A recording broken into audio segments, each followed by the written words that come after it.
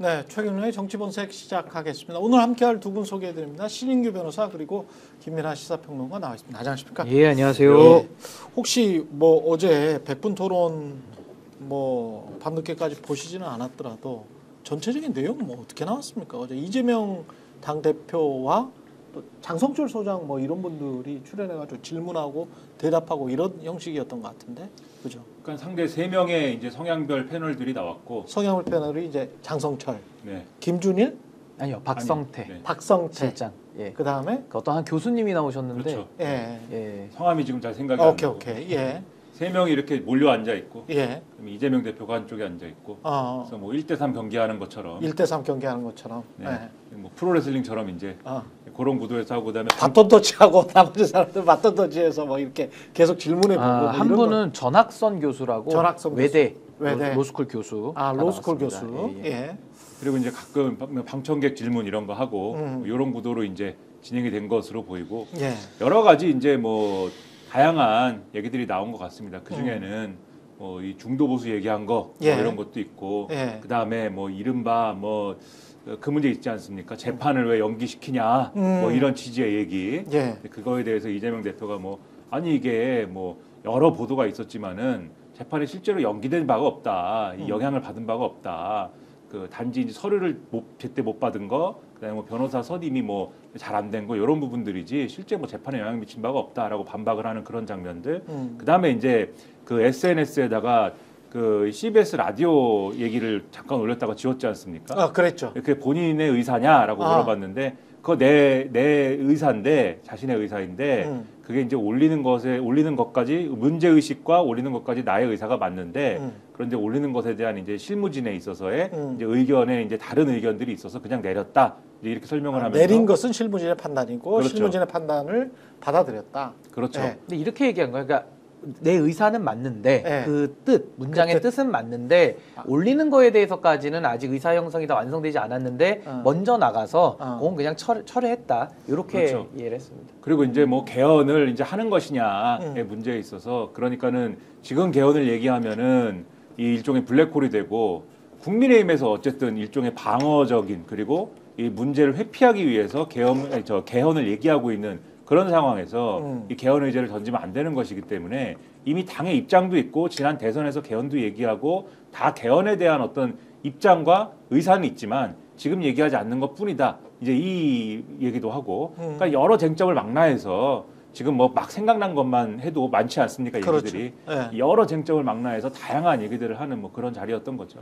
근데 CBS 문제 같은 경우는 그러니까 CBS가 그렇게 보도를 해오고 그렇게 이제 토론을 진행을 했던 것들, 프로그램을 진행했던 것들이 조금 좀 악의적인 게 있었던 거구나. 지금 와서 생각해 보니까 그렇게 이제 올렸던 거죠. 이재명 대표는 올렸다가 요거를 지금 시점에 이렇게 올리는 거는 그렇게 그 뭐 선거 전략이든 무슨 당 대표로서의 처신이든 약간 좀 적절하지 못한 것 같다 그래가지고 바로 내렸다는 거예요. 아니 이런 거겠죠. 아무래도 이준석 의원 측이나 김현정 씨 내지는 제작진 이렇게 3자의 의견을 다 들어봐야 되는데 어제 이재명 대표가 글을 올릴 시점까지만 해도 제작진의 입장만 나왔을 뿐이고 아직까지 뭐 김현정 앵커나 이준석 의원 입장은 안 나온 상황에서 좀 너무 성급한 거 아니냐. 아마 이런 지적은 좀 내부에서 했을 수도 좀 있다고 봐요. 물론 문제의식은 있지만.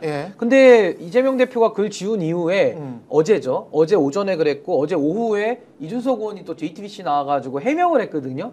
그럼 이제 3당사자 중에 이제 2당사자 얘기했다가 뭐라 그랬어요 이준석 의원은? 이준석 의원의 말을 요약하면 별일 아니다. 그리고 반론이다. 그러니까 반론권의 행사를 본인이 적극적으로 한 것이고 매우 빈번하게 있는 일이다. 그러면서 뭐 작가들 얘기를 하더라고요. 그래서 자기한테 작가들이 연락을 줬는데 뭐 이런 거 가지고 뭐 좀 소위 말해서 문제를 일으키냐 이런 얘기들을 많이 하더라라는 걸 옮기면서 본인이 한 행위에 대해서 전혀 문제의식이 없더라는 걸 저는 보면서 상당히 저는 위험하다라는 생각을 더 갖게 됐습니다. 그러니까 저는 이재명 대표가 그 SNS 글 올린 것은 성급한 것이다 이렇게 봐요. 그게 예를 들면은 저도 똑같은 이야기를 예. 어제 최경영 TV에서 했어요. 예. 예. 올린 그 이제 인터뷰 스크립트에 매우 직접적으로 뭐 이재명 대표에 대한 어떤 그 헐뜯기가 있거나 또 아주 잘못된 어떤 뭐 그런 내용이 있었으면은 그걸 구체적으로 이제 지적하는 것으로 올릴 수 있는데 그런 건 이제 아니었던 것 같고 단지 전반적인 여론의 지형, 미디어의 지형이지. 그렇죠. 예. 뭐 그래도 지적을 하자면 뭐 이재명 대표를 굳이 뭐 북한에 비유했어야 했느냐 뭐 이런 지적은 할 수 있어도 그것도 그렇지. 이제 일종의 비유지 않습니까? 그렇지. 그래서 그걸 가지고 이제 그렇게만 딱 이 코멘트를 붙여서 올린 거는 제가 볼 땐 좀 성급했던 것 같고 이거를 지적하고 싶으면은 지금 신인규 변호사 말씀하셨듯이 사실 그 유착 구조 이런 그렇죠. 거를 정확하게 딱 짚어줘야 되거든요. 예. 근데 이제 그런 내용은 아니었다라는 점에서 그런 방식으로 올리는 것 그리고 시점 이런 거는 좀 성급한 측면이 있다고 보는데 그러면은 지금 말씀하신 본질적인 이 사건. 그렇죠. 이 사건은 그럼 문제가 없는 사건이라는 얘기냐? 장성철, 그러니까 이준석은 지금 일상적이라는 거잖아요. 매일 이런 네. 일이 그렇죠. 있다고. 그러니까 문제가 없다는 얘기냐? 그러니까 네. 늘 유튜브 이런 데서 제가 이렇게 얘기하면 벌써 막 그 생각들 하실 거예요. 아 김민아 CBS로 옹호하고 또 저 자식 말이야. 그게 아니고 그게 아니고. 아니, 그렇게는 안 보죠. 그게 아니고 그게 아니고 예, 좀 열받아. 말을 끝까지 들어봐야 돼. 네, 사람 열받아가지고. 한국말은 끝까지 들어보자. 오마이뉴스 보도나 이런 걸 보면은 네. CBS의 해명도 틀렸다라는 거지 않습니까? CBS 해명은 뭐냐면 네. 아 이런 자료들이 막 이렇게 접수가 되기에 우리가 충분히 검토해가지고 이게 뉴스 토마토가 그 보도를 또 확인해 보니까 했기에 뉴스 토마토 보도를 우리가 인용해가지고 화면에 띄운 것뿐입니다. 뭐 이렇게 얘기를 하던데 네. 그래픽이나 이런 걸 보니까 이준석 쪽에서 보낸 그래픽하고 그렇죠. 뉴스 토마토가 올린 그래픽은 달라요 또. 반대야. 예, 다른데 유승민, 이준석 신당이 위에 가 있는 네. 게 이준석 단톡방 그래프고 그렇죠. 뉴스토마토 그래프는 국민의힘이 위에 가 있는 게 뉴스토마토 그래프 원래 기사야. 그렇죠. 그러면 CBS는 뉴스토마토를 참조를 했다면 뉴스토마토의 그래프를 올렸어야 되는데 그거를 좀 변형하든 뭐 편집을 어떻게 했죠. 편집을 하든 그런데 이준석의 그래프를 올린 거야. 그렇죠. 거의 이준석 거의 비슷한 그래프를 거의 똑같습니다. 예? 똑같다고 봐야 돼요. 이준석 측이 야 이거 우리 뿌리자라고 한 그래픽이 거의 그대로 그냥 전달된 것을 올렸다고 봐도 무방한 이런 형태거든요. 그리고 그렇다고 하면은 그 인터뷰나 이런 게 진행될 때 야 이거 딱 뭐 이준석 쪽에서 넘겨주니까 그럼 요게 들어왔는데 이준석 쪽이 올리라고 하던데 바로 올려볼까 이래가지고 이제 질문한 것 같은 그리고 그 질문의 내용도 보면은 질문의 내용도 마치 이제 제작진이 급하게 이제 좀 찔러준 질문 같은 그러한 뉘앙스로 질문을 또 해요. 예. 그렇다고 하면은 이거는 충분한 어떤 검토와 고민 없이 들어왔으니까 빨리 한번 질문 던져보자 이렇게 실시간으로 그냥 온 것 같거든요. 그러면 이거는 이제 CBS의 해명대로 가지 않은 것 같다라는 생각이 들고 첫째 해명이 그럼 맞지 않는다. 둘째 맞지 않는 해명대로 했다라고 하면은 그거는 정당한 것이냐? 저는 그렇게 고민 없이 이 어떤 질문이나 이런 것들을 짜면 안 된다. 무슨 이게 뭐 실시간 전략 시뮬레이션도 아니고 어느 정도 준비된 상태에서 그런 것들을 해야 되는 것이지 그런 식으로 그 더군다나 최강 시사에서 그런 적이 없잖아요. 그렇죠. 더군다나 그렇게 하면 안 돼요. 더군다나 안 소스가 여기하고 정치적으로 이 인터뷰하고 정치적으로 대척점에 있는 그렇지. 그러한 이제 정치인이 찔러준 어떤 소스인데 그걸 그런 식으로 그냥 이렇게 받아가지고 바로 이렇게 터치해가지고 주는 거면은 그럼 반대쪽에 있을 때 예를 들면 이준석 인터뷰할 때 조정훈 의원이나 또는 친윤 쪽에서 이거 한번 질문해 주세요. 그러면은 질문해 줍니까? 뭐 질문 청부업자입니까? 그러면 안 되는 거죠. 아니 저는 이게 되게 심각한 게 지금 최경영 앵커께서 진행하고 계시는데 제가 인터뷰를 당하고 있습니다. 예. 저는 여기서 질문지 준 걸 보고 그렇죠. 앵커하고 대화를 하면서 방송을 국민 앞에 하고 있는데 예. 만약에 저와 대척점에 있는 모 정치인이 최경영 앵커님하고 카톡으로, 뒤에서 연락을 카톡으로 카톡으로 해가지고 예. 순간적으로 제가 당황할 만한 어떤 프레임을 짠다거나 예. 저에게 악의적인 태도를 보인다 그러면은요 저는 그 방송국에다가 항의할 수밖에 그렇지. 없습니다. 왜냐하면 이게 이준석 의원이 어제 이야기한 거는 반론이다. 그리고 취재의 일환이다. 그러니까 합법적인 공보활동으로 이걸 자꾸 표현하고 있어요. 그럼 제가 이렇게 얘기해보면 어떨까요? 지난번에 김건희의 공천 개입에 대해서도 지금 수사하고 있고 일이 커지고 있거든요. 저걸 이준석 의원은 선의의 조언이다라고 얘기를 했었어요. 선의의 조언은 그런 게 아니지 않습니까? 그렇죠. 그리고 김건희가 뇌물백을 수수했는데 그거를 갖다가 친윤 쪽에서는 선물이라고 표현했는데 그건 뇌물이거든요. 그러니까 제가 드리고 싶은 말씀은 어떤 행위를 볼 때 법률적으로 적용을 제대로 해야 되는데 지금 이준석 의원은 반론이다, 취재다라는 해석은 본인이 그냥 주장하는 엉뚱한 해석이지 정확하게 표현한 게 아닙니다. 그럼 정확하게 어떻게 표현해야 되느냐? 정원 유착의 한쪽이 나온 겁니다. 어제 CBS의 그 뉴스쇼 제작진의 해명은 매우 부족하고 좀 더 전 추가적인 해명이 필요하다고 보고요. 뉴스쇼 제작진도 이준석 의원 보고 해명하라고 촉구를 해놨어요. 그러면 이준석 의원이 어제 그 JTBC 나와가지고 본인의 입장 얘기하면서 엉뚱한 얘기하고 또다시 뉴스쇼 제작진한테 공을 넘기는 모양이었는데 이렇게 하면 해명이 안 되지 않습니까? 서로 핑퐁을 하니까. 그렇죠. 근데 중요한 건 뭐냐면 그 둘의 해명과는 무관하게 카카오톡에 나왔는데 그 카톡을 보면 유리한 내용 돌리자. 그 다음에 찔러 넣어서 질문하라고 해. 물어보라고 해야지. 제작진한테 넣어줘라. 4번의 지시를 동시간대에 합니다. 그렇죠. 그 적대적 패널이 나와 있는데 조정훈 의원한테 공격의 의도를 가지고 이준석 의원 입장에서는 저는 그래서 이걸 뒷공작이라고 불러요. 뒷공작. 뒷공작이다. 뒷공작을 한 겁니다. 조정훈 의원 모르게 한 거기 때문에. 뒷공작이고 CBS와 유착된 것이다. 유착이고 하나만 더 얘기하면 질문 사주죠. 앵커에 대한 질문 사주. 그래서 저는 이건 합법적인 공보 행태를 넘어선 건 맞는데 이걸 가지고 빈번한 일이고 다른 작가들은 괜찮다 그랬으니까 난 문제없다. 이건 말이 성립이 안 된다는 거예요. 그래서 저는 뉴스쇼 제작진도 이 부분을 좀 해명을 더 해야 됩니다. 썸네일에도 이준석 신당이라고 왜곡을 한 거 첫 번째 해명해야 되고요. 두 번째는 이거는 좀 모르실 수가 있으니까 예.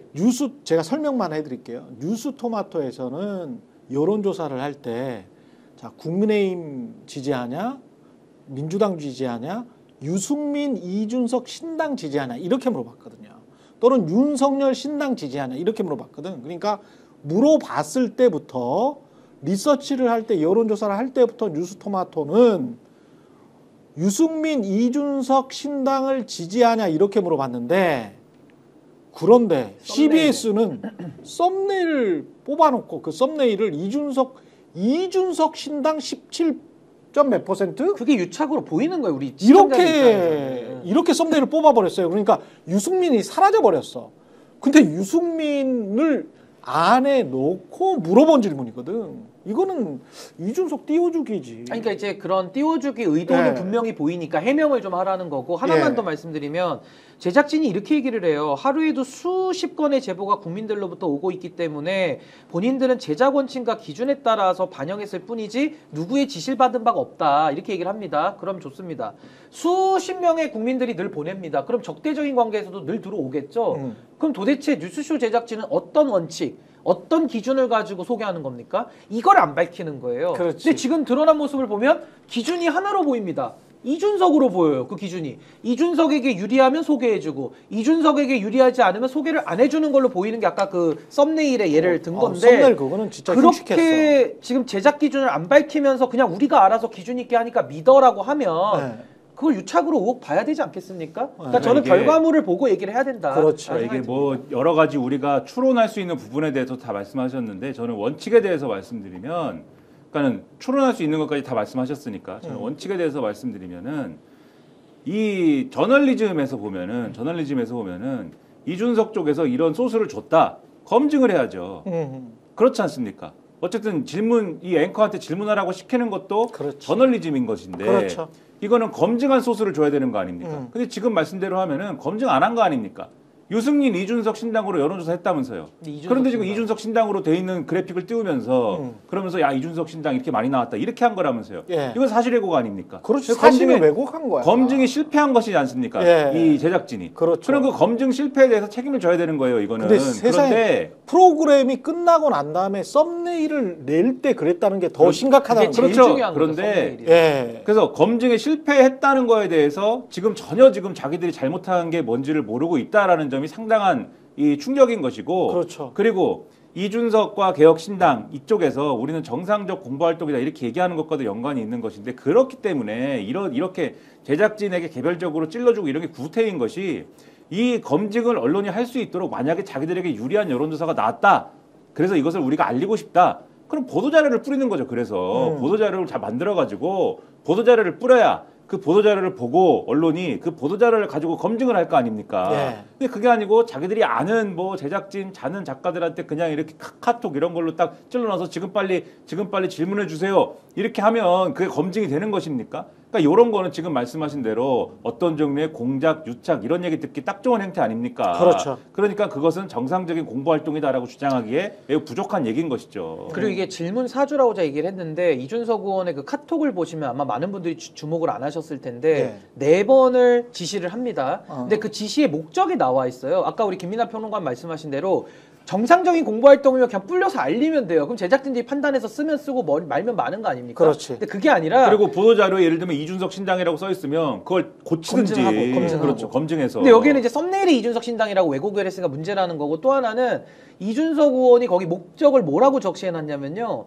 조정훈이 개소리 못하게 넣어주라 그래요. 그러니까 쉽게 말하면 조정훈이 와서 헛소리를 할 게 예상이 되니까 뭐라고 표현할까요? 선제적 반론 같은 거죠. 그러네. 근데 이게 말이 됩니까? 어떤 말도 하지 않았는데 이 사람이 여러 방송 다니면서 본인한테 불리한 얘기를 하고 다녔다. 그럼 항의를 어디다 해야 됩니까? 그 방송사 가서 해야죠. 각각의 방송사한테 자기를 부르라고 하든지 아니면 그거 고치라고 하든지 이게 정상적 반론의 행위지. 그래, 다음 달에 나를 좀 불러라. 그렇죠. 근데 조정훈이 지금 뉴스쇼 나오는데 뉴스쇼 제작진하고 나하고 소통도 잘 되고 늘상 거의 깐부인데 조정훈이 나왔는데 이 인간이 또 헛소리 할 것 같다. 불안하다. 그러니까 난 선제적으로 막는다 해가지고 거기 보면 개소리 못하게 넣어주라고 나와요. 그럼 이게 반론권 행사입니까? 완전한 유착이죠. 그리고 그러네. 목표 자체가 보도자료를 뿌려서 알려도 충분한데 개소리를 못하게 막는다라는 것은 그 인터뷰이에게 어떠한 대답을 못하게. 그러니까 소위 말해서 이 사람도 주장하고 싶은 게 있을 거 아니에요. 이준석 신당에 대한 평가가 뭐 박할 수도 있는 거고 그렇죠. 여러 가지 평가가 있는 건데 그 말 못하게 이 자료를 먼저 말하게 해라 앵커에게. 그럼 인터뷰에 개입을 하는 게 되지 않습니까? 제3자가. 그것도 유력 정치인 내지는 적대적 위치에 있는 정치인이 방송에 간섭을 한다? 이 방송법 보시면요. 방송사 내에서도 사장도 개입하지 못하게 돼 있어요. 사장도. 아니 저 CBS 사장님 제가 누군지는 모르지만 사장님도 못하는 일을 그냥 원외에 있는 한 정치인이 영향력 갖고 한 거라니까요. 그러니까. 근데 이게 문제가 없습니까? 그래 이런 식으로 한다 그러면요. 방송사 뭐 예를 들어 유착해가지고 맨날 뭐 술 사 먹이고 돈 써가지고 관리 다 한 다음에 누구 나올 때마다 뒤에서 그 아바타 소개팅처럼 조작할 수 있습니다.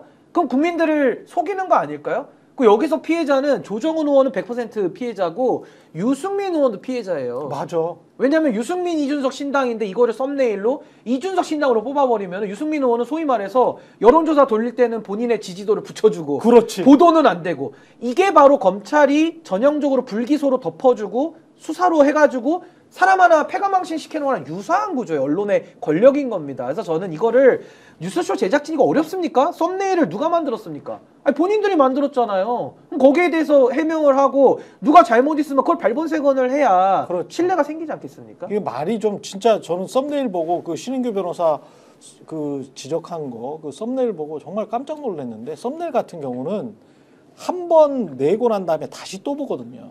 CP가 책임 프로듀서가 이거 혹시 잘못된 거 아닌가. 그런데 어떻게 여론조사 문항을 유승민, 이준석 신당이라고 했고 보도도 그렇게 했는데 아니 그러면 그 국민들은 유승민한테 신뢰가 돼서 17%를 한 건지 이준석한테 신뢰가 돼서 17%를 한 건지 그 합이 17%라는 거잖아요. 그렇죠. 근데 그걸 이준석으로 탈바꿈해버렸다는 거는 이거는 정치적으로 큰 왜곡입니다. 큰 왜곡이에요. 근데 의도가 있는 거죠. 예, 의도가. 이거는 CBS가 명확하게 본인들이 이준석과 유착되어 있는 게 아닌지 전 프로그램 전 과정에서 이거 한번 생각을 해봐야 돼요. 그 썸네일을 아직도 그런 썸네일이 남아있다는 것도 충격적인 겁니다, 사실은. 왜 이걸 지적을 안 하지? 신인규 변호사 빼고는 지적하는 데가 없어. 아니 그러니까 그게 말이 안 돼, 이게. 그러니까 심각한 문제인데 전 네. 지적하지 못하는 이유를 제가 그냥 추론을 해보면 이준석 의원은 뉴스쇼 제작진에 대해서 갑의 위치에 있겠지만 또 뉴스쇼 제작진도 다른 여타 정치인들에게는 갑의 위치에 있거든요. 그러니까 다른 정치인들도 그 방송사에 항의하기 어려운 거예요. 왜? 항의하면 또 안 불러줄 테니까. 그렇지. 이 갑을 관계라는 게 상대적이기 때문에 맞습니다. A와 B 사이에 갑을 관계가 있고 맞습니다. B와 C 사이에 갑을 관계가 또 다른 거예요. 그렇죠. 그러니까 저는 정치인들이 항의 못하는 것도 사실은 이게 권력 관계가 일부 있지 않을까라는 추측을 좀 해봅니다. 그렇죠. 그러면 이준석은 왜 이렇게 권력이 세냐? 방송사 입장에서 봤을 땐 저도 진행을 해봤으니까 장사가 되잖아요. 클릭수 네. 장사가 되거든. 그러니까 돈 벌어주는 기계가 되는 거죠. 이준석이 나오면 하여간 장사가 되니까 이준석을 다 원해. 그러니까 이준석이 이런저런 요구를 하면 그대로 받아주는 경향이 있다는 거지. 그러면 이준석이 이런저런 요구를 했을 때는 너는 클릭수 올려주니까 밉지 않고 받아준다라고 하는데 가령 뭐 이재명이나 유승민이나 뭐 조정훈, 뭐 조정훈이나 이런 사람들이 요구하면 아니 정치인이 그런 요구를 하면 어떡해? 우리는 당신들과 고리두기를 하는데 라고 이야기를 할 거란 말이지. 네.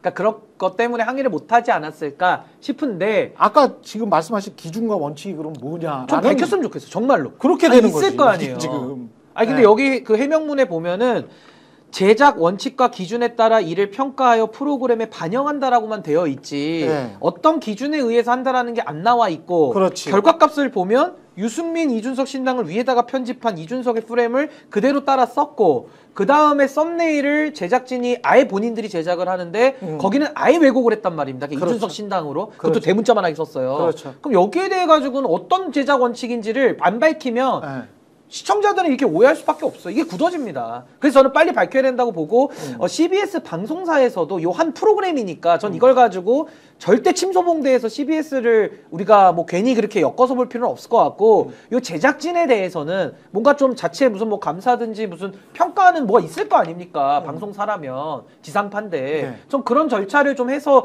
본인들의 신뢰를 스스로 자정하는 노력을 안 한다면 이거 저는 가벼운 문제로 되지는 않을 것 같습니다. 제가 그 한 2번, 3번 이 말씀을 계속 제 방송뿐만이 아니고 스픽스에서도 지금 다시 꺼내서 이야기를 드리는 이유는 CBS는 지상파고 CBS가 민주화 운동 과정에서 나름의 역할을 해서 이 자리에 온 저도 기독교인이고 저도 아끼는 방송사예요. 그런데 이게 좀 이상하다 싶은 게 이상하게 지금 가고 있고 그게 체질화되고 있지 않냐 싶은 게 김민석 의원이 그때 지적했던 그 말이 굉장히 지금 김현정 씨도 새겨들어야 되고 그 제작진도 그리고 CBS의 간부들도 다시 한번 그리고 그 기자들이나 PD들도 한번 논의를 해보세요.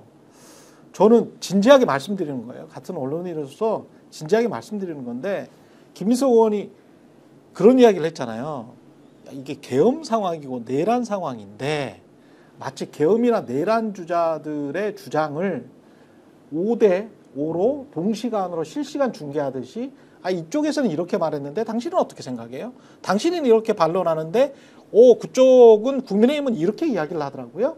근데 중계하듯이 이렇게 하는 게 이게 온당한 거냐? 그게 진실을 밝히려는 방송사 CBS 선배들이 지키려고 했던 그 CBS의 정신에 맞는 거냐라는 게 이제 가로치고 가로닫고 포함되어 있다라고 보는 거거든요. CBS의 역사를 볼 때는 그러면 그렇게 찬란한 역사를 가진 CBS가 당장 변상욱 대기자랄지 이런 분들한테 한번 물어보세요. 그럼 자체적으로 같은 식구니까 CBS 내부에서도 저는 이건 그냥 이렇게 변명하고 해명하고 지나갈 일은 아니라고 봅니다.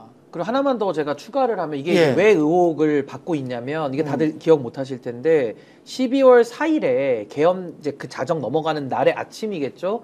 그 어떤 날입니까? 우리 전 국민이 가슴을 쓸어내린 날 아닙니까? 그렇죠. 그날 방송사의 방송을 모든 국민들이 귀 기울여 들을 거예요. 계엄이 있었으니까. 근데 그날 CBS에서 누굴 부른지 아십니까? 이준석 의원을 불렀어요. 그러니까. 300명 중에 유독. 근데 그러니까 전 이준석 의원을 부를 수 있다고 봅니다. 네. 전 부를 수 있다고 봐요. 그럼 부르려면 이준석 의원이 그 상황에 대해서 잘 알고 있어야 돼요. 그렇지 않습니까? 의석수도 그렇고 뭐로 봐도 부르기가 좀 어려운데 만약 부른다면 이준석 의원이 담도 넘고 그렇지. 국회 안에 들어가서 계엄군의 그 192명에 들어갔어야지. 안기령 대변인처럼 뭐 계엄군 총도 좀 잡고 네. 뭔가 화제되는 게 있어서 부르면은 누가 뭐라 합니까? 네. 근데 이준석 의원은 아시겠지만 그냥 문 앞에서 얼쩡얼쩡 하다가 경찰한테 소리 지르고 소리 한번 시끄러 임마 하면서 담도 안 나오면서 그 비겁한 모습이 국민들 앞에 이제 좀 알려지던 시기거든요.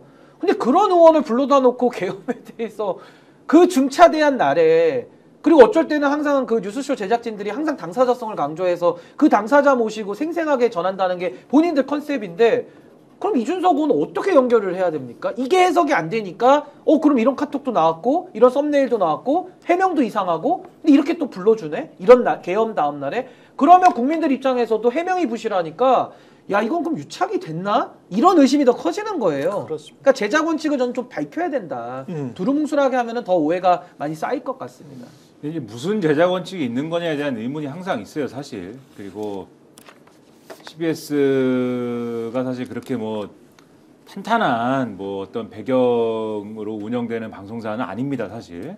여러모로 이제 어려움도 있고 한데 그 방송사에서 제일 잘 나가는 프로그램이 이거죠. 아침 시사예요. 예, 김현정의 뉴스 쇼입니다. 그러다 보니까 예. 그 회사에서 제일 발언권이 셉니다. 그 프로그램이. 예. 그리고 그래서 사실 그 프로그램 제작진이 그 프로그램을 굉장히 제가 알기로 독자적인 어떤 기준과 판단 기준과 그다음에 독자적인 어떤 이 판단을 많이 운영을 해요. 그렇죠. 내부에서 그런 이야기가 많이 네. 들려왔습니다. 그래서 내부에서 뭐 100%는 아니라 할지라도 상당히 성역화돼 있는 게 사실입니다.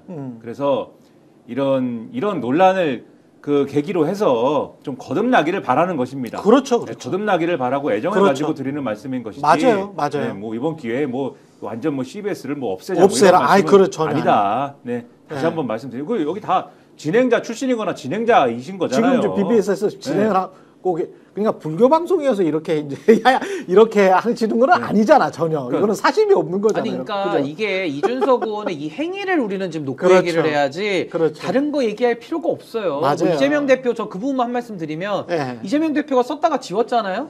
그것만 기사를 내요. 그게 본질이 아니지 않습니까? 이거 저는 CBS를 겨냥해서 얘기하는 게 아니라 전체 언론인들이 좀 한번 보십시오. 그렇지. 문제에 대해서 지금 제기된 건 이준석 의원의 카톡이고 이 문제 제기를 허은하 대표가 했는데 기사가 안 나가요. 안 나갔습니다. 그 팩트입니다. 안 나갔는데 이게 이재명 대표가 한번 요 해프닝이 어쨌든 있었잖아요.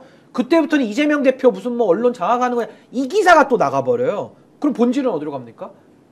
그러니까 이게요. 내란도 똑같지 않습니까? 내란 행위에 대해서 우리는 빨리 발본색원해야 되는데 뭐 홍장원이 뭐 중국에 뭘 사놨다. 뭐 오염됐다. 회유당했다. 이 프레임으로 가서 언론이 그렇게 방방 뜨면 됩니까? 그럼 진실은 어디로 가죠? 문제 해결은 누가 하죠? 그러니까 전 이런 부분에 대해서는 언론 전체가 한번 이 사건을 놓고도 한번 좀 반성을 좀 해볼 부분이 저는 너무 많이 보여가지고. 그렇죠. 맞습니다. 그래서 네. 기준과 원칙이 없는 것 같다 이렇게 말씀드린 게 결국은 아까 말씀하신 대로 12월 4일 날 이준석 의원 왜 부르냐. 결국 그 판단인 거거든요. 아까 맨 처음에 말씀드린 조회수다, 클릭수다. 그 상황에서도 그 생각을 하는 거예요. 근데 그때 이준석을 부르면 그게 클릭수가 되나? 이런 생각이 들 만한 그 상황에서도 이준석 부르면 이게 조회수가 나오겠지. 이 생각부터 하는 겁니다. 기본은 하겠지. 클릭수 그렇죠. 뭐 20만 원 되겠지. 뭐 이런 그렇죠. 생각을 하는 거지. 뭔 그런 기준을 제가 볼 때는 그런 기준으로 판단하지 않았으면 맞아요. 12월 4일 날 이준석 의원을 부를 이유가 없어요. 그런데 그냥 부르는 겁니다. 근데 저는 그런 판단으로 운영을 하기 때문에 지금 오늘날에 이 사태까지 온 것이다. 맞아요. 아니 저는 그 이유밖에 없는 거예요. 클릭수를 만약에 의도해서 방송 제작을 한다라고 하면요. 비판할 생각 없으니까 그걸 밝히시라는 겁니다. 그러니까 밝히라는 거고요. 정정당당하게. 아니 뭐 이쁘게 포장하면 되잖아요. 뭐 많은 대중이 원하는 걸 듣는 이게 밝히면 됩니다. 네, 그렇지, 감안하고 그렇지. 듣게. 네. 근데 저는 그것뿐만 아니라 제가 추측하는 건 뭐냐면요.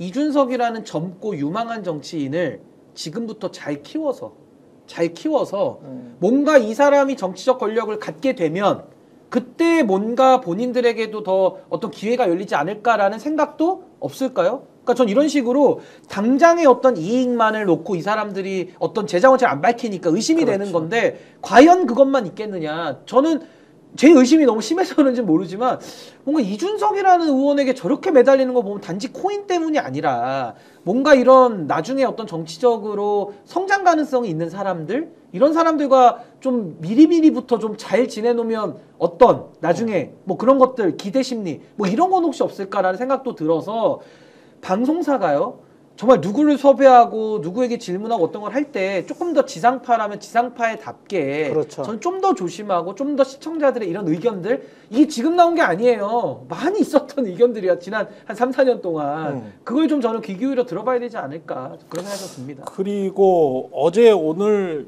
이제 상속세 이야기 나왔을 때부터죠. 그제부터 사실은 논란이 됐었던 것 같은데 이제 우클릭이라는 단어 그리고 중도 보수 우리는 이재명 대표가 직접 한 말이죠. 민주당은 중도 보수다. 진보당은 정의당이나 뭐 이런 쪽이고 우리는 원래가 중도 보수였다. 이게 이제 어제도 100분 토론에서 조금 이야기가 됐던 것 같고 이른바 진보 신문인 한겨레 등이 크게 반발을 하고 있고요. 그럼 뭐 당연하죠. 본인들은 진보 신문이기 때문에. 그리고 이렇게 되면 진보적인 시민들은 어디로 가냐? 이렇게 되잖아요. 이렇게 되면 진보 정당은 이제 굉장히 협소하니까. 그리고 이제 이대로 한다면 국민의힘은 극우 집단 한 20% 정도의 태극기 부대가 있는 것이고, 그 다음에 이재명 대표의 전략은 아마 이제 합리적 보수, 중도 보수까지 다 아우르는, 중도 진보까지 다 아우르는 중원을 다 먹어버리겠다. 그래서 한 70%를 점하겠다. 이런 전략인 것 같고, 한국은 지금 현재 구조로는 진보 정당은 굉장히 희소하기 때문에 이 사람들은 뭐 5%, 2% 뭐 이 정도인 구도에서 조금 더 중원을 확실히 장악하겠다. 이런 구도인 것 같은데 현실적이냐 아니면 가치적으로는 이게 당위적이냐 이런 이야기를 좀 해봐야 될 것 같아요. 예. 그러니까 우리가 뭐 늘 최경영 기자님도 늘 말씀하셨는데 아카데믹하게 보면 한국의 더불어민주당 같은 당은 뭐 중도 보수 정당이 맞죠. 뭐 제가 늘 해왔던 말입니다. 그렇죠. 그래서 제발 이런 거 할 때 이렇게 올리시면서 이제 국민의힘 의원들이 제가 이재명 빤다고 뭐 이렇게는 말씀해 주시면 마세요. 제가 방송에서 한 100번은 이야기했어요. 제가 보수주의 잘하고 자유민주주의 잘하고 민주당은 리버럴 정당이다, 보수 정당이다. 이거를 한 100번은 이야기를 했습니다. 그러니까 제발 이재명이 말했으니까 네가 그렇게 이야기하지. 이거는 아닙니다. 한 100개 정도의 증거가 있으니까. 저도 한 30번은 들은 것 같아요. 그렇죠. 훨씬 전부터 이제 계속 이야기를 했습니다. 그렇죠. 그러니까는 그 이전까지의 이제 민주당의 스탠스나 이런 거를 봐도 정권을 잡았을 때 중도 보수적인 정책을 펼쳐온 게 맞아요. 근데 다만 이제 정권 잃었을 때 어떤 넓은 연대 연합이나 이런 걸 하기 위해서 진보적인 색채를 막 가지려고 하는 그런 태를 많이 이제 갖고 왔던 것도 맞고 부상급식 뭐 이런 거 얘기하고 이랬지 않습니까? 그런 이제 전략이나 뭐 이런 것들이 있었던 것인데 정권 잡고서는 추진한 정책이나 이런 거는 중도 보수적인 정책들이 많았죠. 근데 그런 게 맞는데 다만 지금 어쨌든 정치적인 거를 평가를 하자면 정치적인 맥락을 평가하자면 저는 이재명 대표가 우린 중도 보수지 원래 이렇게 얘기하기보다는 중심을 중도 개혁 뭐 이런 거에 두고 우리가 지금 상황에서는 어제 이제 100분 토론에서 얘기한 것처럼 국민의힘이 완전히 지금 뭐 극우고 이 나라를 운영할 마음을 완전히 이제 버렸기 때문에 의지를 상실했기 때문에 민주당이 중도 보수에 이르는 영역까지 다 커버할 수밖에 없습니다. 이렇게 얘기하는 게 훨씬 더 깔끔했을 것 같다. 왜냐하면 이제 이게 빌미가 되고 있는 거잖아요. 지금 쓸데없이 빌미가 되고 있는 거기 때문에 우리의 중심은 중도 개혁에 놓고 이 지금까지 가져왔던 스탠스와 중도 보수까지 확 넓혀가지고 나라를 다 책임을 지겠습니다. 그렇지. 이렇게 접근하는 게 훨씬 나았을 거다. 근데 이거 중도 보수야라고 이제 딱 당의 정체성은 중도 보수야라고 그냥 당대표가 해버리니까 여기저기서 이제 난 진보인 줄 알았는데 막 이러기 시작하면서 그렇지. 논란이 많아지는 거잖아요. 그렇죠. 그래서 정치적으로는 현명하지 않은 언명인 것도 맞는 것 같다. 일각에서는. 현실적으로. 그런 판단은 좀 듭니다. 네. 그런 생각이 저도 있어요. 지금 저도 그렇게 이야기를 해왔지만 그리고 민주당을 그렇게 정의를 했지만 아까 그것과 똑같아요. 그러니까 이재명 당대표가 굳이 이준석, 김현정 거기에 무슨 짧게 해서 페이스북에 그렇게 당대표나 잠재적 가장 유력한 대선 후보가 그걸 할 필요가 없다라는 말이에요. 그러니까 댓글 다시는 분들이 그러면 이재명 대표는 말하지 말란 말이냐 이렇게 이야기를 하시는데 그게 아니고 그게 이재명 대표한테 별로 좋지 않다.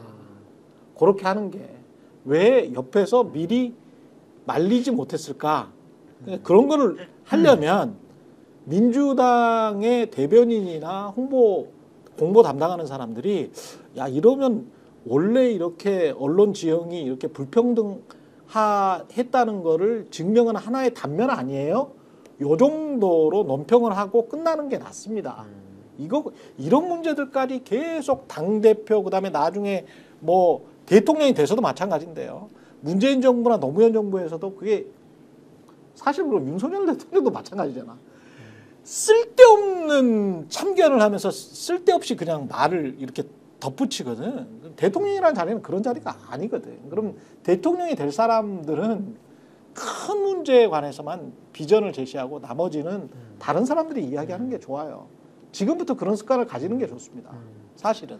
그러니까 이제 네. 전략 자체의 문제라기보다는 디테일의 문제라는 말씀을 드리는 건데. 그렇죠, 그렇죠. 저는 이번에 뭐 이 자리에서도 한번 말씀드렸는데 어떤 주류적인 스탠스 그리고 중도 공략을 하기 위한 뭐 언론에서는 뭐 우클릭이다 어쩐다 얘기를 하지만 중도 공략을 하기 위한 어떤 뭐 이런 시점 이동, 소위 말하는 이제 정당 정치학과 이런 데서 배우는 뭐 캐치홀 파티 이런 개념들이 있지 않습니까? 그렇죠.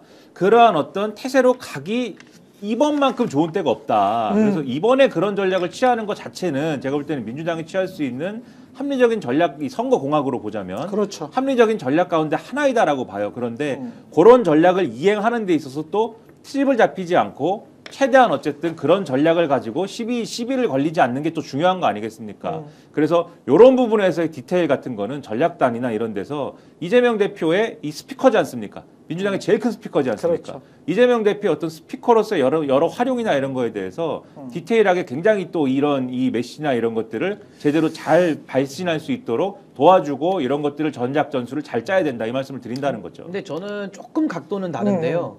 그러니까 소위 말해서 대통령은 앵커님 말씀하신 대로 좀 큰 틀에서 접근하는 게 저도 맞다고 생각을 합니다. 근데 지금 이 내란 사태 이후에 가장 우리 사회의 문제는 뭐냐면요. 국민의힘을 추종하거나 저 아스팔트 보수에 가서 붙어있는 사람들은 별로 문제 안 돼요. 그냥 본인들이 다 커밍아웃을 해가지고 말도 안 되는 주장들을 하고 있기 때문에 그 자체가 저는 심판을 받은 것이다라고 저는 생각을 합니다. 그리고 절대 앞으로 정치하기 힘들 거예요. 전 그렇게 보고요. 지금 우리 사회가 조금 더 개혁하고 조금 더 앞으로 나간다라고 한다면요. 보수의 외피를 쓰고 있는데 중립을 가장하고 올바름을 가장해서 뭔가 기회를 엿보는 세력들이 분명히 있습니다. 그 있죠. 그걸 민주당에서는 뭐 수박 논쟁 해가지고 좀 한 2년 동안 그랬던 거고 보수 진영에서도 이게 다 수면 아래 있었어요. 근데 수면 아래 있었는데 이번에 드러났지. 생각해 보시면 그 물 속에 미꾸라지들 이렇게 있잖아요. 소금 팍 뿌리면 거기서 파타닥 일어나거든요. 내란을 딱 겪고 나니까요. 이 회색지대가 사라져 버렸어요. 이제는 정말 올로온 알팽이 한번 돼버린 겁니다. 여기서는. 그러니까 전선이 굉장히 넓어진 거죠. 보수 진보보다도 계엄의 찬성에 반대 이러면 이제 확 넓어지는 거거든요. 그러니까 이거에 대해서 전 이재명 대표가 저는 이번에 그래도 그 부분은 뭐 실수였지만 그래도 이거를 어떤 의도로 했는지는 좀 이해가 되거든요. 그러니까 지금 대한민국 사회에 조금 이게 수면 아래에서 그러니까 옛날에도 뭐 친일파 이래버리면 그냥 일본에 붙어서 사는 사람들은 그냥 논외예요. 그냥 뭐 나카무라 이랬을 테니까. 근데 그게 아니고 독립운동을 막 하는 척은 하는데 독립에는 관심이 없고 오로지 자기 가족 잘 먹고 잘 챙기는 거에 일본이든 한국이든 뭐 다 좋아 뭐 이런 사람도 분명히 있을 거란 말입니다. 약간 회색지대의 기회주의자들이. 그렇죠. 지금도 이 중도라는 넓은 운동장에는요. 원칙적이고 소신적인 중도가 있고요. 그렇죠. 기회주의로 소위 말하는 밀정 같은 부류들이 또 있어요. 그렇죠. 이 안에. 이런 문제점을 전 좀 드러내려는 의도 아니었는가 싶고 그 정도라면 저는 대통령급에 있는 사람이 전 문제제기를 하는 것도 유의미하다고 저는 생각을 합니다. 그래서 저는 그 부분은 조금 한번 우리가 고민해볼 부분이 있는 거고 또 하나는 되었겠지. 되었다는 측면도 있을 거예요. 그러니까 너무 이게 심해졌기 때문에 그런 악마화라든지 여러 가지 그 수면 아래서 활동하면서 뻐끔뻐끔하는 사람들이 꽤 많기 때문에 낙인 찍기가 엄청 심했고 이재명 악마, 이재명 빨갱이, 심했던 건 사실이에요. 그렇죠. 그런 식으로 이제 계속 몰아가니까 본인이 생각이 사실은 우파적인 생각도 많은데 나는 중도 보수 우파적인 생각도 많고 주식시장에도 되게 관심이 많고 주식 투자를 오랫동안 했잖아요. 이재명 대표 3%에서 나와서 이야기하는 거 보면 저도 주식 투자를 20년 이상 했기 때문에 가장 주식 투자를 제대로 알고 있는 대통령 후보 중에 한 사람이거든요. 그러니까 주식 투자를 그렇게 오래 했던 사람들은 글쎄요. 하여간 우파적인 속성이 없을 수가 없어요. 근데 그게 이제 답답했겠지. 본인이 다 이제 뭐 좌파로만 채색을 해버리니까 빨강이로만 채색을 해버리니까 난 사실은 흰색도 좀 많이 있어요. 이런 거를 좀 보여주고 싶었겠지. 그래서 저는 어쨌든 그런 행동의 해프닝에 저는 뭐 약간의 의미 부여를 하는 거고 저는 이 보수 진보 논쟁은 사실 이렇게 보잖아요. 민주당은 중산층과 서민의 정당이다. 그럼 진보입니까? 아니 중산층과 서민은 다 진보예요? 그 안에는 보수가 없습니까? 그게 아니거든요. 그러니까 그렇지. 누구를 대변한다는 문제와 보수 진보 구별법은 아예 다른 평면이에요. 중산층 안에도요 보수 있고 진보 다 섞여 있습니다. 근데 민주당은 중산층과 서민의 정당, 근데 진보 정당. 이게 매치가 안 되는 거예요. 그래서 누구를 대변하느냐? 그건 정치인들한테 물어보면 됩니다. 당신은 누구를 대변합니까? 답하면 돼요. 보수 진보는 어떻게 나누냐면요. 보수는 역사적으로도 체제를 유지하자라는 사람들은 보수라고 부르고요. 그렇지, 그렇지. 체제를 바꿔보자. 이런 진보입니다. 그렇죠. 그러니까 지금도 개헌하자. 저 같은 사람은 지금 헌법을 좀 고쳐 쓰자 정도거든요. 저 보수예요. 근데 진보는 뭐냐? 아, 우리 헌법 화끈하게 권력구조부터 기본권까지 싹 한번 바꿔봅시다. 이게 진보입니다. 근데 민주당은요.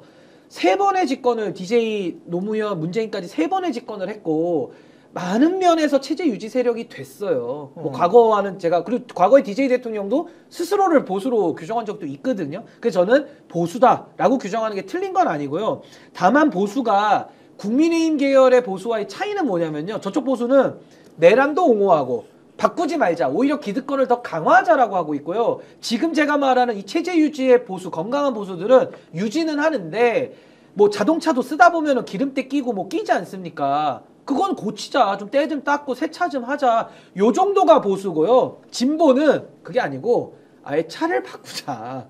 뭐 큰 차를 뽑든 뭐 자전거를 타고 다니는 뭔가 운송수단을 바꾸자는 사람들이 진보기 때문에 상당히 급진적이죠. 그 체제를 바꾸자는 거잖아요. 그러니까 이런 쪽에서는 진보 쪽 세력이 하나 나와야 될 것이고 민주당이 지금은 대중정당이니까 보수 진보 다 섞여 있는데 방향성 자체를 본인들의 정체성답게 건강하게 이 체제를 유지 수호하는 보수 세력. 그래 법치 얘기도 나오는 거거든요. 근데 지금 법치를 국민의힘은 부정하는 수준이잖아요. 헌법재판소 매일 때리고 있고. 네. 이런 기준에서는 저는 보수가 뭐 우클릭이 아니라 민주당이 나름의 본인들의 그동안 해왔던 이 스탠스를 한번 정리하는 전 그런 걸로도 보여질 수 있다. 전 그렇게 생각합니다. 말을 듣다 보니까 어떻게 생각해 보면 계산된 전략일 수도 있겠다. 잘 짜여진 계산된 전략. 왜냐하면 중도 보수라고 해버리면 그렇게 계속 이제 우기잖아요. 그렇게 우기고 당내 반발이나 이런 게 있더라도 그냥 그쪽으로 계속 가잖아. 그러면은 포지셔닝이 사실 한국 사회에서 편해지는 거는 사실이야. 보수라는 포지셔닝이 굉장히 좀 편해요. 한국 사회에서는. 왜냐하면 레드 컴플렉스라는 역사적인 게 굉장히 강한 사회고 실제로 정치라는 게 이제 실체의 영역, 그러니까 계층이 상위 뭐 20%, 5분위 계열로 이렇게 쭉 나눠서 뭐 중도 보수가 그러면은 어디야? 상위 20%가 중도 보수야, 상위 40%가 중도 보수야, 상위 60%가 중도 보수야, 어디까지가 중도 보수야? 라고 저 같은 사람은 생각한단 말이죠. 저같이 기자 출신들은 계속 실체를 보려고 해. 그런데 정치인들이나 유권자들은 실체를 보려고 하지는 않고 주로 인식을 보려고 하더라고. 인식을.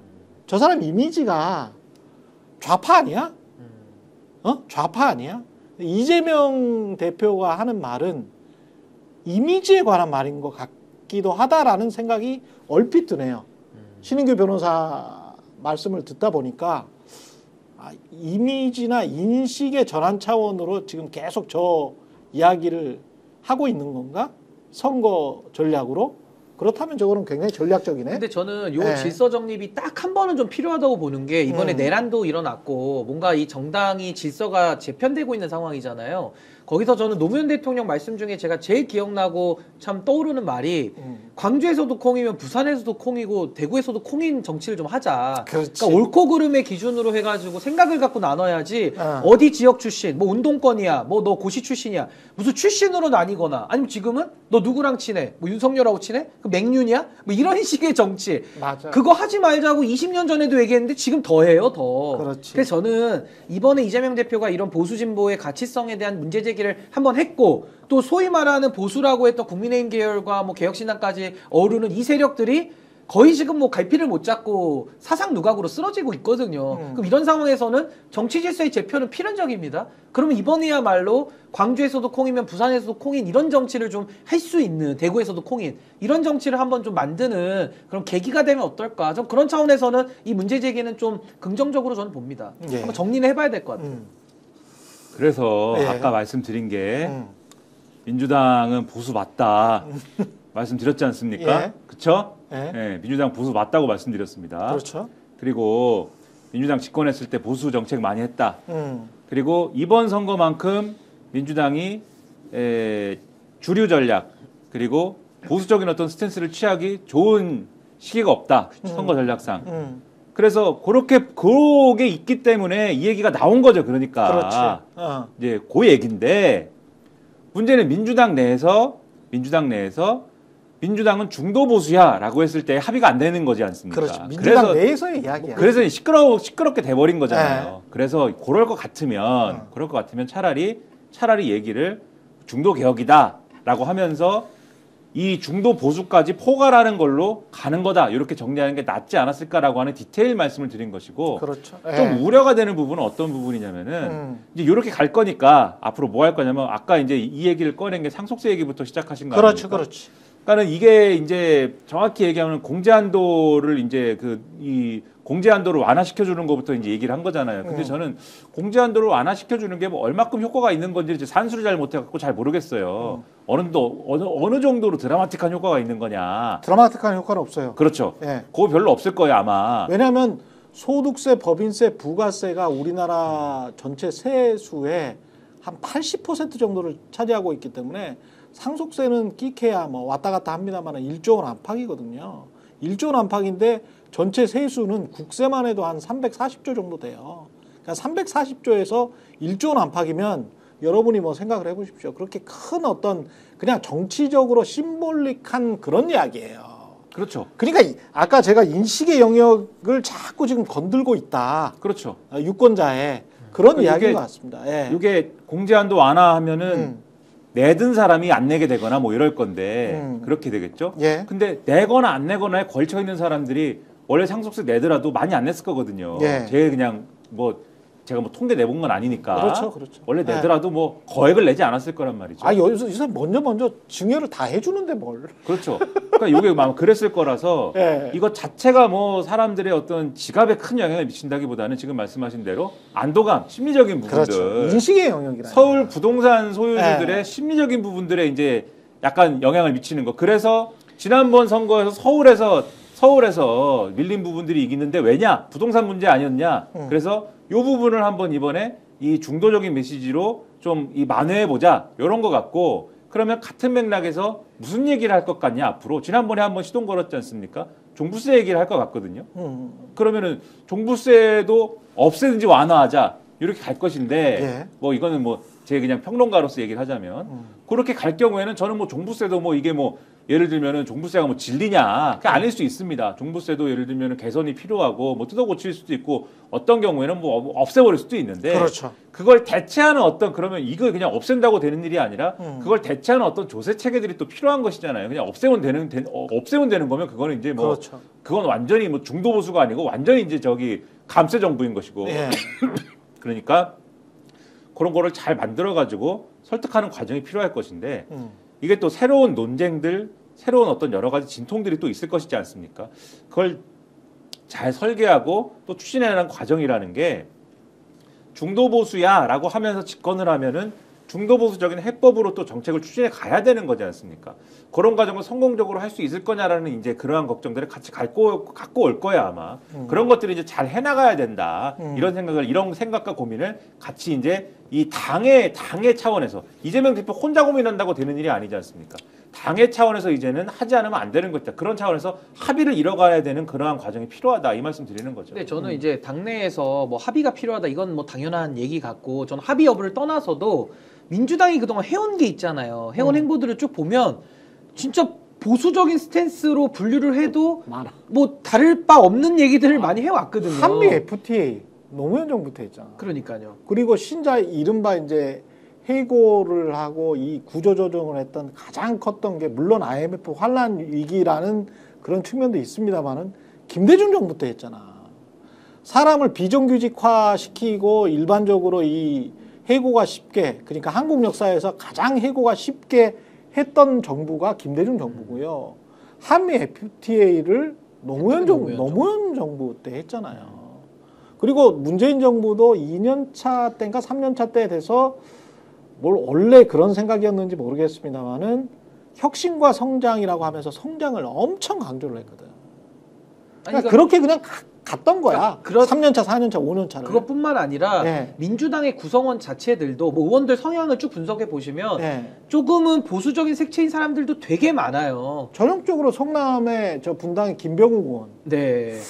아니 그래서 전 그냥 그런 분들이 굉장히 많아. 그러니까 전 이런 거예요. 지금 갑자기 이재명 대표가 딱 치고 나왔으니까 많이 혼란이 초기엔 있을 수밖에 없는데 어쨌든 민주당의 현실을 제대로 규정해서 반영을 해야 될 거 아닙니까? 그러니까 저는 여기에 대해서 지금 반발하는 사람들이 김부겸 내지는 뭐 정봉주 의원도 좀 페이스북 쓴 것 같고 또 몇 명 뭐 김경수 이런 분들이 지금 반발을 좀 하고 있어요. 그럼 전 이분들한테 역으로 묻고 싶은 게 뭐냐면은 김부겸 전 총리는 그럼 진보의 뭐 말 이거를 쓰지 말자 뭐 보수 진보가 웬만이야 또 이러고 있어요. 그러면 본인들이 하고자 했던 정치, 뭐 진보의 색채를 버리니까 불만인 사람들은 그동안에 그럼 어떤 진보적 얘기를 해왔냐. 우리 김민하 평론가님처럼 진보 쪽에서 많이 활동을 하셨던 분들은 저는 좌파죠. 그러니까 굉장히 그쪽 생각과 아젠다들을 많이 얘기를 하셨잖아요. 제가 좌파입니다, 대한민국에. 그러니까 이런 게 입증이 되는데 소수 좌파. 근데 김부겸 총리나 이런 분들은 그동안에도 정말 그냥 보수로 봐도 무방한 행보들을 쭉 해왔는데 이제 와가지고 진보의 가치를 막 버리니까 막 정말 진보에 죽고 못 사는 것처럼 이렇게 얘기하는 게 좀 재밌었어요. 아니 그거 부분에 대해서 얘기를 하자면은 지금 와 우리가 왜 보수입니까 하는 분들이 사실은 다 그분들은 진보를 대변하는 그런 말씀들을 많이 안 하셨어요 사실 과거에. 그러니까는 오히려 그러니까 민주당의 역사를 보면은 사실 뭐 보수적인 걸 많이 했다라고 말씀드렸습니다만은. 진보와 보수 막 왔다 갔다 합니다. 이 당이. 그러니까는 김대중 전 대통령도 본인이 이제 제야에 있을 때는 그때 대중경제론 뭐 이런 거를 막 하시지 않습니까? 그렇죠. 박현채 교수. 초기 버전은 박현채 교수가 개입한 초기 버전은 상당히 그 당시 기준으로는 굉장히 진보적인 진보적인 경제론인데 그게 이제 80년대 되고 뭐 저기 이제 미국 가서 하버드 대학 출판으로 나와가지고 대중 참여 경제론이 되고 막 이러잖아요. 그러면서 시장 경제를 긍정해야 된다 이렇게 해서 중도적인 버전으로 바뀌고 본인이 집권에서는 국정에서는 완전히 신자유주의. 그렇죠. 신자유주의를 인식하는 수준으로 가지 않습니까? 왜냐하면 그때 IMF가 와가지고 개혁을 요구하니까 어쩔 수 없던 측면도 있습니다. 거기에 이제 맞춰줘야 되니까 신자유주의 개혁을 한 것이고 사실은 완전 우파 정부거든요. 근데 잘 맞았어요. 그게 제일 맞고 우파 정부 어쩔 수 없는 측면이 있어. 그다음에 이제 그러한 기조로 갖고 노무현 대통령도 제야 시절에는 완전 운동권이잖아요. 운동권들이랑 같이 변호사 시절에 운동권들이랑 같이 거리에서 데모하고 이러면서 근데 집권하고 나서는 운동권들이 욕 많이 했거든요. 욕 엄청나게 하고 마지막에 가서는 한미 FTA 하고 이러면서 거의 운동권들하고는 척지는 과정이 됐는데 본인이 퇴임하고 나서는 진보의 미래라는 일종의 이제 성찰에 가까운 책을 쓰지 않습니까? 그렇죠. 거기에 보면 좀 더 진보적이었어야 돼라는 또 반성을 하시거든요. 이분이. 그렇습니다. 그러니까 요 왔다 갔다 하는 진보와 보수를 넘나드는 이런 것들이 있고 그다음에 또 이 노무현 이 참여정부 이후에 민주당이 폭망을 합니다. 이제 의석수가 80석이에요. 맞아. 80석이 돼가지고 한나라당에서 건너온 손학규가 대표를 하고 막 이럽니다.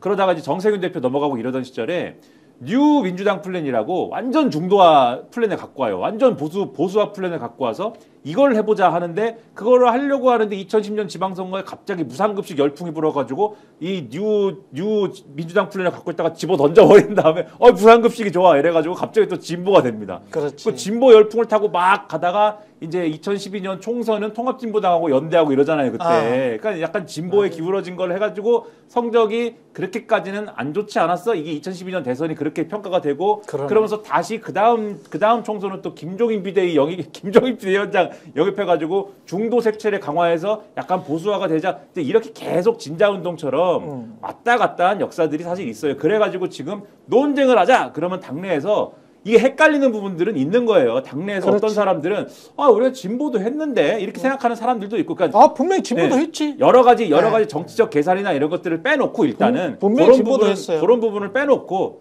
생각만 갖고 얘기를 하자면 진보였던 적도 있는 것 같은데 이런 사람도 있고 아니야 그 옛날에 우리가 집권했을 때 보면은 보수가 맞아 이재명 대표 얘기 맞지 이런 사람도 있고 이런 혼란이 있는 거죠. 그러면 근데 이런 혼란은 원래 당의 정체성에 있는 것이고 또 아까 정치학 교과서 말씀드리지 않았습니까? 예. 오히려 현대 정치에서 주류 정당이 캐치올 파티가 되는 거는 뭐 운명이에요. 그렇게 되는 거 맞는데 그런데 요 부분에서 그러면은 요 뭐 논쟁도 정리해야 되고 여러 가지가 있겠지만 지금 정세에 필요한 선거 전략이 뭐냐라고 했을 때는 지금 정세만큼 주류 전략 그다음에 지금 뭐 우클릭이라고 부르든 중도 공략이라고 부르든 지금 민주당이 이 보수까지 다 포괄하는 그러한 것까지 다 책임질게요 라고 하기에 지금처럼 좋은 때는 없는 게 사실이다. 요거는 인정해야 된다는 거죠.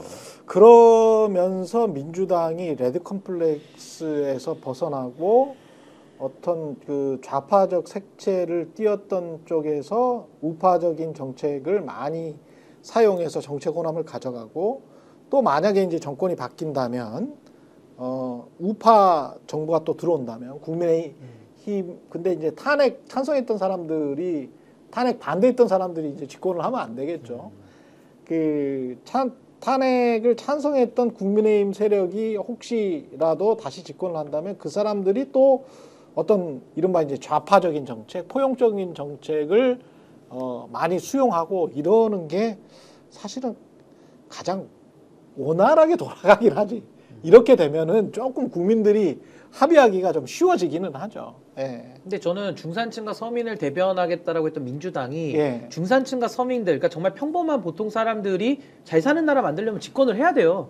그 집권을 하려면은 보수라는 가치라 해도 겁낼 것 없이 확장하는 게 맞습니다. 그건 아까 박근혜 대통령도 보수 진영을 가지고 있을 때 경제민주화까지 해서 김종인 데리고 온 거 아닙니까? 그렇지. 또 그 김종인이 새누리당 갔다가 또 민주당도 가요. 뭐 지금은 개혁신당 갔는지 어디 갔는지 모르지만, 그러니까 이게 정당이라는 곳이 굉장히 이념적 세체가 좀 무뎌져 오면서 그렇습니다. 좀 이렇게 뒤죽박죽된 면도 없지 않아 있는데 전 이건 한번 질서를 잡고 싶다는 겁니다. 물론 지금 질서를 잡아도 보수 진보의 개념이라는 게 또 가면서 시대가 변하면서 이것도 또 사람도 바뀌고 내용도 업데이트되고 또 좌우로 바뀌기도 하고 막 이러거든요. 블러라고 하죠. 그러니까 이렇게 뒤섞이죠. 예, 경계가 허물어지면서 이렇게 겹치게 되는 네, 거예요. 근데 이렇게 지우개로 그냥 이렇게 블러 처리하는 것처럼 그렇게 됩니다. 근데 이렇게 예. 겹쳤을 때는 또 명확하지 않기 때문에 한번 이렇게 나눠보는 국면도 필요하고요. 네. 전 그래서 이번에 보수 논쟁 굉장히 저 긍정적으로 보고 하나만 말씀드리고 싶은 게 제가 보수인데 보수 정치 저는 체제 유지 세력이에요. 이 나라가 정말 더 잘 유지하면서 발전했으면 좋겠거든요. 안정적 개혁을 하고 싶고요. 근데 제가 보수라고 해서 복지에 소홀하지 않습니다. 그러니까 마치 보수 그러면은 뭐 돈에 환장한 것 같고 그 이미지죠. 잘못된 보수의 형상화죠. 그렇지. 막 재벌 편만 들어주고 세금가 안 그래요. 저 돈 걷어가지고요. 복지도 더 신경 써. 이게 왜 그러냐? 우리나라 헌법에 민주공화국이라고 돼 있잖아요. 그렇지. 민주주의와 공화주의의 결합인데 공화라는 게 이제 이 보수 쪽에서 많이 미는 가치거든요. 공동체를 생각하고. 그럼 공동체를 생각하면 복지는요. 당연히 따라오는 개념입니다. 그래서 복지 강화라는 것이 보수 철학과 이념을 갖고 있다고 해가지고 전혀 무슨 충돌되지 않는다. 그 말씀 꼭 드리고 싶습니다. 예, 시간이 마지막 딱 하나 남은 요소가 미국이거든요. 미국. 그 한미 FTA도 그렇고 사실은 IMF 환란 얘기도 그렇고 미국 지금 트럼프 들어와 있는 미국 상황에서 우리가 이데올로기 논쟁하는 거는 조금 좀 한가한 소리일 수도 있어요. 아까 선주님이 지금 무슨 뭐 실용주의 상황 시대가 실용주의로 바뀐 거 아니냐 이렇게 말씀하셨는데 어떻게 보면 트럼프가 들어와 가지고 자기 국가 이익 제일주의로 지금 바뀌어 버렸거든. 이런 상황에서 이제 보수가 뭐냐, 뭐 진보가 뭐냐 따지기보다는 어떻게 하면 생존하고 그나마 그래도 유지하면서 번영할 수 있느냐. 이쪽으로 한국 정치인들이 생각할 수밖에 없지 뭐. 미국이 저러고 있는데 뭐 당장 자동차 반도체 네. 관세 이거 뭐 방법이 얘기하겠다고 없어. 하지 않습니까? 방법이 없어. 어떻게 하겠어요. 먹고 살려면 뭐 어떻게 할 수는 없을 것 같습니다. 예, 우리도 먹고 살기 위해서 광고를 잠깐 하겠습니다. 예, 인터넷 가입과 동시에 현재 쓰고 계신 휴대폰의 통신사만 변경해도 통신사만 변경해도 인터넷 신규 가입 시 최대 48만 원이고요. 추가로 최대 30만 원은 통신사만 변경해도 드리는 거고요. 정수기 렌탈할 때 최대 30만 원, 합하면 한 108만 원이 됩니다. 3년마다 받으실 수 있고요. 약정 끝나셨다면 꼭 신청하시기 바랍니다. 현금 사은품 혜택 원치 않는다. 55인치 삼성 TV로 선택 가능하고요. 1670-2571 또는 네이버 인터넷 비교원 검색하시고 신청하시기 바랍니다. 상담할 때 스픽스 또는 최경영의 정치본색 유튜브 채널 말씀하시면 함께 할수록 더 큰 혜택, 지인 추천 시 추천할 때마다 최대 4만 원 모바일 상품권을 드리겠습니다. 예, 새 이벤트니까요. 놓치지 마시고요. 그리고 산삼입니다. 산삼. 홍삼 가격에 산삼을 드실 수가 있습니다. 전설의 고려 산삼의 맥을 잇는 지리산 산양 산삼 추출액 순 100%, 이름도 산삼 순백입니다. 산삼의 본향 지리산 800고지에서 농약 한 방울 비료 한 톨 없이 비바람 이슬 맞으면서 7년을 기다렸습니다. 인삼을 산에 옮겨 심은 묘종삼이 아니고요. 직접 씨를 뿌린 씨종 산양 산삼을 사용했습니다. 다양한 사포닌 종류와 압도적 함량을 자랑하는 산삼 순백 한 박스에는 7년근 산양 산삼 30뿌리 분량의 사포닌이 들어있습니다. 꾸준한 품질 관리는 물론이고요. 컴파운드 K 강화로 흡수율도 높였습니다. 온라인 구매 후기 14,000건과 만점에 가까운 평점을 자랑하는 가심비 최고의 제품입니다. 2월에는 순백 산삼 1+1과 어린이 건강과 성장에 도움되는 산삼 젤리를 선물로 드립니다. 수출품으로 인기가 많은데 이번에 특별히 소량 준비했고요. 2월에도 온 가족 건강, 겨울 건강을 산삼 순백과 함께 하시기 바랍니다. 검색창에 산삼 순백 그리고 전화문의 1666-1080으로 하시면 되겠습니다. 여기까지 최윤의 정치본색이었고요. 신인규 변호사 그리고 김민하 평론가와 함께했습니다. 고맙습니다. 감사합니다. 스픽스가 말하는 언론입니다. 대세는 유튜브, 그중에서 스픽스. 좋아요, 댓글, 구독, 알림 설정. 여러분이 저희를 사랑해 주시고 우리가 여러분을 사랑하는 4가지 방법입니다.